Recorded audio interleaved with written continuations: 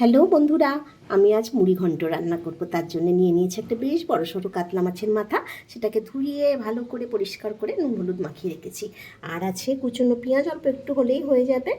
আর আছে পেঁয়াজ বাটা, আদা বাটা, রসুন বাটা, টমেটো বাটা, অল্প একটু জিরে, অল্প একটু হলুদ। আর আছে গোবিন্দভোগ চাল একটু আমি ভেজে রেখেছি। আর আলু তো লাগবেই, সব কিছুতেই লাগে।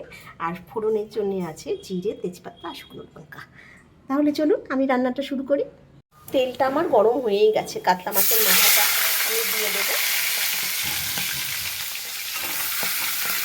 কাতলা মাছের মাথাটা দেখছেন বেশ বড় সড়ই আছে, 2 কিলো ওজনের মাছের মাথা। হ্যাঁ, ওই মাছটা আমি ভালো করে ভেজে নেব। বন্ধুরা, মাছের মাথাটা আমার খুব সুন্দর করে ভাজা হয়ে গেছে। আমি একটু ঘেটে ঘুটে নিয়েছি, না তাহলে ভাজাটা ভালো হবে, মাছের ভিতরে কাঁচা থাকবে না। সুন্দর করে ভেজে এবার আমি তুলে নেব। মাছের মুড়ো ভাজার তেলে আর একটু তেল দিয়ে আমি ফোড়নটা ভেজে নেব। ফোড়নটা দিয়ে দিলাম। ফোড়ন থেকে সুন্দর গন্ধ বেরোলে তারপরে আমি আলু দেবো। ফোড়নটা আমার ভাজা হয়ে গেছে, আমি এবার আলুগুলো দিয়ে দেবো। আলুগুলো দিয়ে দেবো।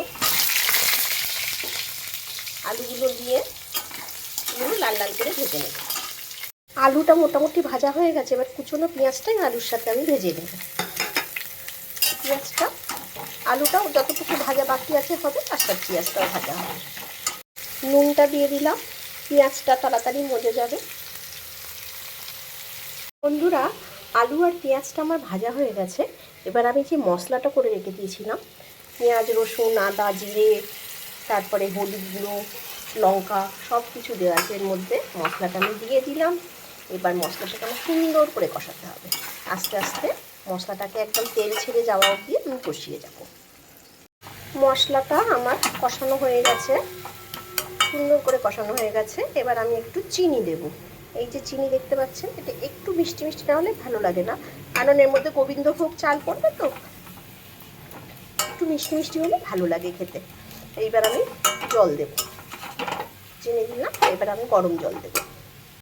বন্ধুরা, এবার আমি গরম জলটা দেবো। একটু গরম জল করে নিয়েছি, এই গরম জলটা দেবো। মোটামুটি দেবো, আলুটা গলবে আর চালটা গলবে সেই পরিমাণে দিলাম জলটা। এই চালটা দিয়ে দিলাম, মাছের মাথাটা দিয়ে দিলাম, এগুলো দিয়ে ভালো করে এবার আঁচটাকে একটু কমিয়ে আমি এটাকে সিদ্ধ করব। বন্ধুরা, মুড়ি ঘন্টটা আমার হয়ে গেছে। একটু ঝোল ঝোল আছে, এই ঝোলটা পরে থাকবে না ঠান্ডা হলে, কেননা গোবিন্দভোগ চাল আছে, আলু আছে, টেনে যাবে। আমি এবার এতে দেবো গরম মশলা, আর দেবো অল্প করে ঘি। একটু ঘি না দিলে টেস্ট হবে না, এই ঘি দিলাম। বন্ধুরা, মুড়ি ঘন্টটা আমার হয়ে গেছে। এইরকম দেখতে হয়েছে। খেতে কেমন হয়েছে এখন আমি বলতে পারবো না আপনাদের, কেননা এখনও খেয়ে দেখিনি।